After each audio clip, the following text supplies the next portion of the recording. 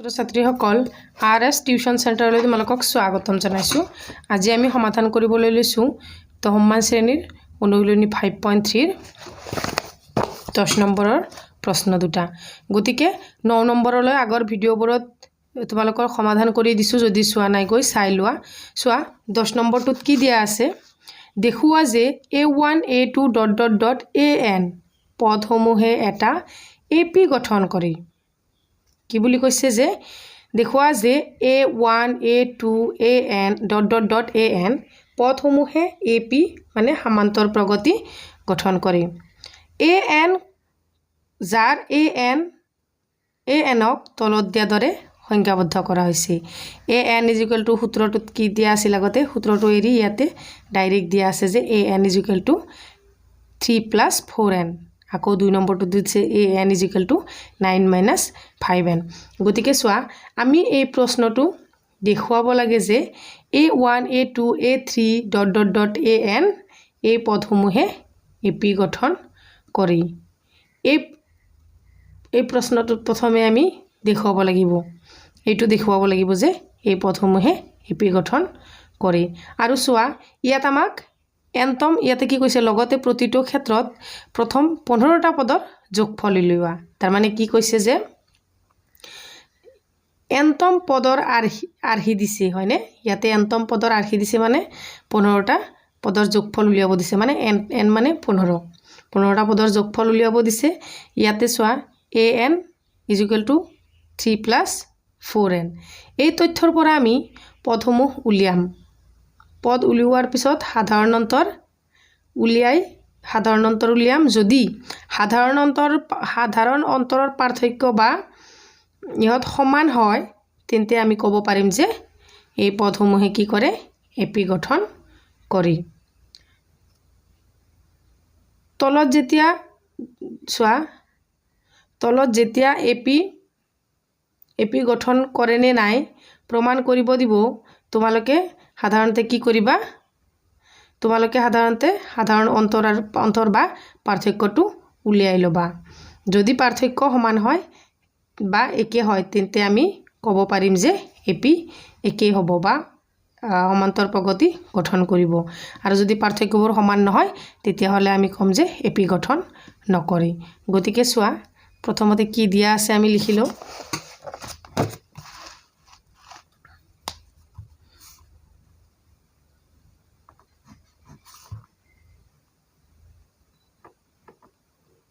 সমাধান বুলি লিখি ল'বা। সমাধান ইয়াতে দিয়া আছে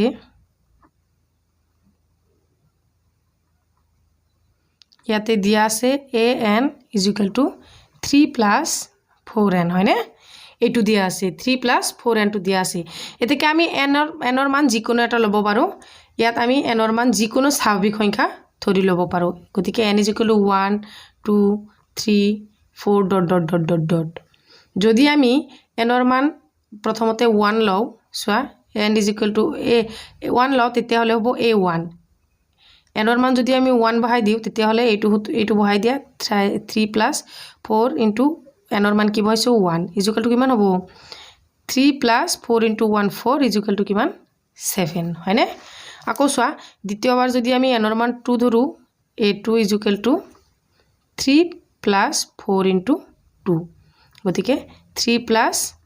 8 = কিমান হ'ব 11,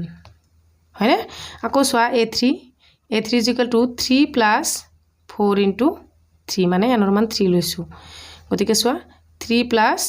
4 * 3 12 + 2 15। আকৌ A4 = 3 + 4 * 4 = 3 + 16 আৰু 3 হ'ব 19, হয়নে? এতিয়া চোৱা আমি সাধাৰণ অন্তৰ উলিয়াম। সাধাৰণ অন্তৰ যদি একে থাকে, তেতিয়াহ'লে ভাবিম আমি এইটো সমান্তৰ প্ৰগতি গঠন কৰে। এতিয়া সাধাৰণ অন্তৰ কেনেকৈ ওলাম, A2 - A1 = A2 কিমান আছিল 11 - 7 = 4। আকৌ A3 - A2, চোৱা A3 - A2 এইবাৰ ওলাম। A3 আছিলে 15 মাইনাছ A2 হৈছে 11 গতিকে এইটো মাইনাছ কৰি 4 ওলাব আকৌ A4 মাইনাছ A4 আছিলে আমাৰ 19 মাইনাছ A3 আছিলে 15 ইয়াতে 4 গতিকে চোৱা ইয়াতে ইহাতৰ পাৰ্থক্য একেই হয়নে এতে লিখা যেহেতু সাধারণ অন্তর একেই সাধারণ অন্তর একে গতিকে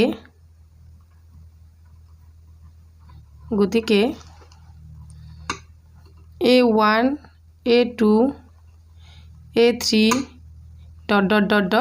AN এই পদসমূহে AP গঠন করে এই পদসমূহে AP গঠন করে আকৌ চোৱা আকৌ এইটো আমাৰ প্ৰথম অংক কৰা হল আকৌ 15টা পদৰ যোগফল উলিয়াব দিছে আমাক হয়নে আকৌ 15টা পদৰ যোগফল মানে কি আমি কি উলিয়াব লাগিব SN উলিয়াব লাগিব গতিকে প্ৰথমতে লিখিলো A = কিমান 7 D = 4 আৰু N = কিমান ওলাইছে আমাৰ কিমান কৈছে 15 15টা পদৰ যোগফল উলিয়াব দিছে হয়নে এতিয়া চোৱা SN S15 উলিয়াব লাগিব আমি এতিকে S15 = n/2 15/2 বিকেট টুৱাইস 8 2 * 8 মান 7 প্লাস n-1 মানে কিমান হ'ব 15 ৰ পৰা 1 গলে কিমান হ'ব 14 d ৰ মান কিমান 4 হয়নে ব্ৰেকেট চেক এটো চা 15/2 2 * 7 14 plus 14 * 4 = 56 এটাকে 56 আৰু 14 টো প্লাস কৰা 15/2 টো এখিনিৰ লগত ইনটু কৰা ইয়াতে হ'ব 70 গতিকে আমি 2 ৰে 70 কাটিব পাৰো কিমান বাৰ যাব 2 3 * 6 2 5 * 10 35 এটাকে চোৱা 15 * 35 তোমালোকে ইনটু কৰা কিমান হয় 35 * 15 5 5 গুণ 25 ৰ 5 হাতে 2 5 3 গুণ 15 16 17 5 1 গুণ 5 আৰু 3 1 গুণ 3 সো 5 2 5 গতিকে আমাৰ আনসাৰটো হ'ব 5 2 5 হয় না ঠিক একেদৰে 2 নম্বৰটো সোৱা 10ৰ 2 নম্বৰটো আমাক কি দিছে সোৱা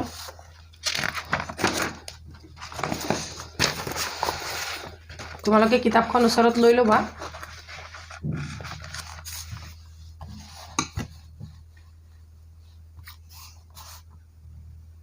5.3 ৰ 10ৰ 2 নম্বৰটো প্ৰথমতে সমাধান বুলি লিখি লবা সমাধান তাৰ পিছত আগৰটোৰ নিচিনাকৈ দিয়া আছে কি দিয়া আছে এবাৰ দিয়া আছে an = কিমান 9 - 5n হয়নে এতেকে আমি আগৰটোৰ নিচিনা n ৰ মান স্বাভাৱিক সংখ্যা ধৰি লও 1 2 3... এতেকে আমি a1 প্ৰথমতে n ৰ মান 1 ধৰিম 9 - 5 * 1 = হ'ব 9 - 5 = 4 আকৌ a2 ধৰিলে 9 - 5 * 2 = 9 - 10 10ৰ পৰা 9 গলে 1 থাকিব যেহেতু ডাঙৰটোৰ আগত মাইনাস আছে ইয়াতে মাইনাস হ'ব তাৰ পিছত চোৱা a3 = 9 - 5 * 3 9 - 15 15ৰ পৰা 9 মাইনাস কৰিলে আমাৰ থাকিব 6 যেহেতু ডাঙৰটোৰ আগত মাইনাস আছিল ইয়াতে মাইনাস বহিব আকৌ a4 = 9 - 5 * 4 = 9 - 20 20ৰ পৰা 9 গলে কিমান থাকিব -11 এতিয়া চোৱা আমি সাধাৰণ অন্তৰ d উলিয়াই লম এতিয়া a2 - a1 = এটো কিমান আছিল -1 আকৌ a1 - 4 = -5 আকৌ a2 - a3 - a2 a3 আছিল আমাৰ -6 আকৌ -1 হৈছে a2 মাইনাসে মাইনাসে প্লাস -6 + 1 = -5 আকৌ চোৱা a4 - a3 a4 হৈছে -11 আকৌ -6 হৈছে A3 গতিকে মাইনাছ 11 মাইনাছ মাইনাছে plus 6 is equal to minus 5 এতিয়া চোৱা ইহঁতৰ পাৰ্থক্যবোৰ একে ওলাইছেনে -5 -5 -5 যদি আমাৰ পাৰ্থক্যটো একে ওলায় যিহেতু সাধাৰণ অন্তৰ একেই সাধাৰণ অন্তৰ একেই গতিকে তোমালোকে যদি আখৰ বুজি নোপোৱা মোক কমেণ্ট সেকশনত জনাবা গতিকে A1 A2 A3 ... AN পদবোৰে AP মানে সমান্তৰ প্ৰগতি গঠন কৰে এটো আমাৰ প্ৰথম খণ্ডটো হ'ল আকৌ আমাৰ 15টা পদৰ যোগফল উলিয়াব দিছে হয়নে আকৌ যিখিনি আমি পাইছো এইখিনি লিখি লোৱা A = কিমান আছিল A = আমি কিমান পাইছো 4 D = -5 এই মানে প্ৰথম পদ বুজিছানে D মানে হৈছে আমাৰ ইহাতৰ মাজত পাৰ্থক্য আৰু N হৈছে 15টা পদ এটো আমাক শেষৰ লাইনটোত যে দিয়া আছে 15টা পদৰ যোগফল উলিওৱা এটাকে S15 উলিয়াম = 15/2 twice A মানে 4 plus N - 1 15 - 1 হলে 14 into D কিমান -5 হয়নে এতিয়া চোৱা 15/2 2 into 4 8 plus a minus 14 into 5 হবো into কৰিলে হবো আমাৰ 14 আৰু 5 into কৰাচোন 5 4 গুণ 20 হাতে 2 5 গুণ 5 2 7 এটো -70 এতিয়া চোৱা 15/2 into 70 ৰ পৰা 8 গলে আমাৰ জানাই 62 হ'ব কিন্তু মাইনাস থাকিব 2 ৰে আমি 62 কাটিব পাৰো 2 3 * 6 2 1 * 2 এতিয়া 15 into -31 এতেকে ইনটু কৰি কিমান হ'ব চোৱা 31 এতে মাইনাস চিনটি দোৱা এতে 15 5 1 গুণ 5 5 3 গুণ 15 আকৌ 1 1 গুণ 1 3 1 গুণ 3 চোৱা 5 6 4 ও সৰি ইয়াতে আহাই নাই চোৱা এইটো আমি পূৰণ কৰিলো এইখিনি 5 6 4 ইয়াতে মাইনাস আছে 4 6 5 এইটোই হ'ব আমাৰ 10ৰ 2 নম্বৰটোৰ आंसर গতিকে চোৱা এনেকে ইয়াতে ধুনিয়াকে দি দিছো একেবাৰে সহজ খালি ফৰ্মুলাত বহাই ললেই হ'ল তাৰ পিছৰটো চোৱা তাৰ পিছত 11 নম্বৰ প্ৰশ্নটোত কি দিছে চোৱা যদি এটা AP ৰ প্ৰথম nটা পদৰ যোগফল 4n - n² কি বুলি কৈছে যে সমান্তৰ প্ৰগতিৰ nটা পদৰ যোগফল মানে Sn = ইমান তেন্তে ইয়াৰ প্ৰথম পদ S1 কি প্ৰথম পদ দুটাৰ যোগফল কিমান প্ৰথম পদ মানে A আৰু A2 ৰ যোগফল কিমান S1 S2 ৰ যোগফল কিমান দ্বিতীয় পদটো কি মানে A2 কি প্ৰথম পদ দুটাৰ যোগফল মানে S1 S2 ৰ যোগফল আকৌ দ্বিতীয় পদ মানে A2 মানে কি এনেদৰে তৃতীয় দশম আৰু nতম পদ কেইটা নিৰ্ণয় কৰা গতিকে চোৱা এই প্ৰশ্নটো কৰাৰ আগতে প্ৰথমতে আমি এটা সৰু এটা উদাহৰণ লৈ লম উদাহৰণ আলোচনা কৰিম যেটো উদাহৰণ কৰাৰ পিছত তোমালোকে এই প্ৰশ্নটো ভালদৰে কৰিব পাৰিবা একেবাৰে সাধাৰণ এটা উদাহৰণ লৈছো উদাহৰণটো বুজি পালে তোমালোকে প্ৰশ্নটো ভালদৰে কৰিব পাৰিবা চোৱা ইয়াতে 5.3 11 নম্বৰটো কৰিম হয়নে ইয়াতে চোৱা AP ইয়াতে সাপোজ সাধাৰণ সমান্তৰ প্ৰগতি AP 10 20 30 ... এনেকে ললা হা ইয়াৰ প্ৰথম পদটো কি A হয়নে প্ৰথম পদটো হৈছে A1 = কিমান 10 আকৌ প্ৰথম পদটোৰ যোগফল S1 = কিমান প্ৰথম পদটোৰ যোগফল আমাৰ 10 হ'ব হয়নে নহয় গতিকে চোৱা A1 আৰু S1 একে হয়নে A1 আৰু S1 একে হয়নে এটো তোমালোকে মনত ৰাখিবা যে A1 আৰু S1 সদায় একেই চোৱা প্ৰথম পদটো আৰু প্ৰথম পদটোৰ যোগফল সদায় সমান তাৰে পিছত চোৱা s2 কি s2 মানে কিমান হ'ব 10 প্লাছ 20 হয়নে 10 প্লাছ 20 মানে কিমান 30 s2 মানে কি লিখিব পাৰো s2 মানে 10 প্লাছ 20 ইকুৱেল টু 30 এতিকে চোৱা s2 মাইনাছ s1 দ্বিতীয়টো পদৰ পৰা প্ৰথমটো পদ বিয়োগ কৰিলে আমি কিমান পাও চোৱা s2 হৈছে 30 মাইনাছ s1 কিমান 10 ইকুৱেল টু কিমান পালো আমি 20 হয়নে 22 কি দ্বিতীয় পদ হয়নে নহয় গতিকে আৰু এটা কথা মনত ৰাখিবা যে s2 minus s1 equal to দ্বিতীয় পদ এইটো মনত ৰাখিবা এই দুটা বস্তু বৰ ইম্পৰ্টেন্ট এই দুটা বস্তুৰ পৰাই আমি এই দুটা সূত্ৰৰ পৰাই আমি ইয়াৰ পৰৱৰ্তী গণিতটো কৰিম চোৱা এতিয়া আমি সমাধানলৈ আহো 5.3 11 নম্বৰ প্ৰশ্নটো দিয়া আছে চোৱা সমাধান বুলি লিখি লবা দিয়া আছে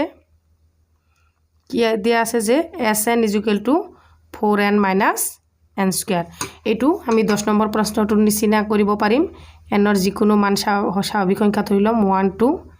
3 ... এতেকে চোৱা যদি আমি প্ৰথম পদটোৰ যোগফল লও s1 = কিমান হ'ব 4 * n ৰ মান 1 হলে 1 minus n স্কয়ার মানে 1 স্কয়ার হয়নে = কিমান হ'ব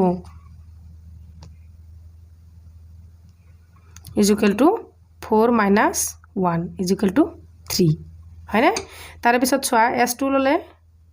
মানে n ৰ মান 2 ললে 4 * 2 - 2 স্কয়ার = 8 - 4 = কিমান হ'ব 4 আকৌ s3 লোৱা s3 ললে হ'ব n ৰ মান 4 * 3 - 3 স্কয়াৰ = 420 - 9 = 3 হয়নে s3 ৰ মান আমাৰ 3 ওলাল এতিয়া চোৱা প্ৰথম পদটো আমি কেনেকৈ ওলাম প্ৰথম পদ আৰু s1 একে হয়নে নহয় ইয়াতে চালু চোৱা প্ৰথম পদ আৰু s1 একে গতিকে প্ৰথম পদটো আমি লিখিব পাৰিম যে এতেকে প্ৰথম পদটো লিখিব পাৰিম প্ৰথম পদ a1 = কি s1 ৰ মান কিমান 3 এইটো হৈছে আমাৰ প্ৰথম পদ আৰু প্ৰথম পদৰ যোগফল একেই আকৌ দ্বিতীয় প্ৰথম পদ দুটাৰ যোগফল কিমান চোৱা প্ৰথম পদ দুটাৰ যোগফল প্ৰথম পদ দুটাৰ যোগফল হ'ব প্ৰথম পদ দুটাৰ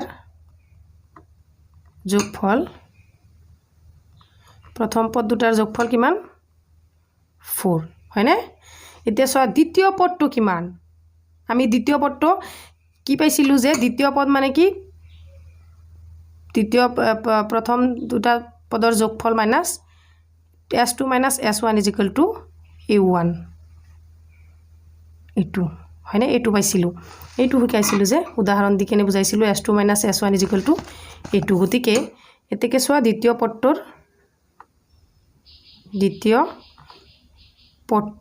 পদটো কিমান হ'ব আমাৰ দ্বিতীয় পদটো a2 মানে কিমান s2 - s1 s2 পাইছো আমি 4 - s1 3 4 ৰ পৰা 3 গলে 1 গতিকে আমি কি পালো দ্বিতীয় পদটো পালো 1 ইয়াত প্ৰশ্নত কি কৈছে চোৱা